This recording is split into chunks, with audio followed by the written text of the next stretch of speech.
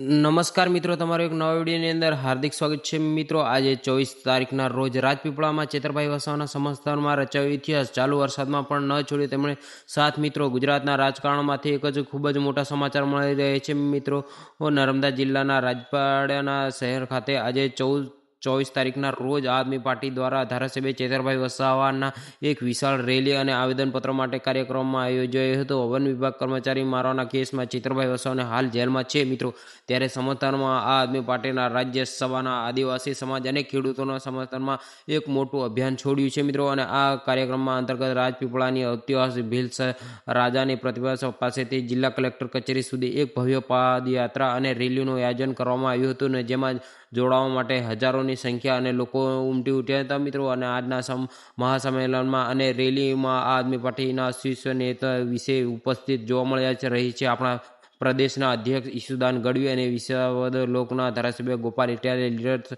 સહિત તરીકે દિગ્ગજ નેતાઓ આ રેલીનું નેતૃત્વ કરવા માટે રાજપીપળા પહોંચી ગયા હતા અને રાજપીપળાની અંદર રેલી ચાલુ પણ થઈ ગઈ તો મિત્રો હજારોની સંખ્યાની અંદર લોકો ત્યાં રેલીની અંદર જોડાયા હતા અને ધરાવનું સમર્થન પત્ર એક કરીને તેઓ રાષ્ટ્રીય પાર્ટીની સંબોધિત એક આવેદનપત્ર જિલ્લા કલેક્ટરને સુપ્રીત કરવામાં આવશે. મિત્રો, અને આવેદન નેતાઓનું માનવાનું છે કે ચેતરભાઈ વસાવા સામે થયેલી કાર્યવાહી માત્ર એક રાજકીય ષડયંત્ર અને છે, અને મિત્રો આદિવાસીના હકનો અવાજ દબાવવાનો પ્રયાસ કરી રહ્યા છે, અને જેને જનતાને ક્યારેય સહન નહીં કરે. અને જો આ ભવ્ય આયોજન સામે કુદરતી રીતે પણ આજે એક મોટી કસોટી મૂકી છે, અને હવામાન વિભાગના આગાહી અને રેડ એલર્ટના પગલે નર્મદા જિલ્લાના ભારે વરસાદમાં વરસી રહ્યો હતો તો તેના કારણે અને જેના કારણે વહીવટીતંત્ર દ્વારા શાળાઓ અને કોલેજોમાં રજા પણ જાહેર કરવામાં આવી હતી. અને ભારે વરસાદના અને પ્રતિકૂળ વાતાવરણમાં વચ્ચે પણ સમર્થકને ઉત્સાહ જરાય ઓછો નથી થયો, અને વરસાદની પ્રવાહને કારણે વગર છત્રીઓ રેનકોટ પહેરીને હજારોની સંખ્યામાં લોકો આદિવાસી ભાઈઓ બહેનો અને યુવાઓ રસ્તા પર ઉમટી ઉઠ્યા છે. મિત્રો, અને આ દ્રશ્યો સાબિત કરે છે કે ચેતરભાઈ વસાવાના પ્રત્યે લોકોના દિલમાં કેટલો પ્રેમ અને સમર્થન જોવા મળી રહ્યું છે. અને આ રાજકીય ઘટનાના પાછળના સમીકરણો પણ ખૂબ જ રસપ્રદ જોવા મળી રહ્યા છે. અને રાજપીપળાને આ વિસ્તારોમાં અત્યાર સુધી ભારતીય જનતા પાર્ટીમાંથી કમ મળી રહ્યું છે.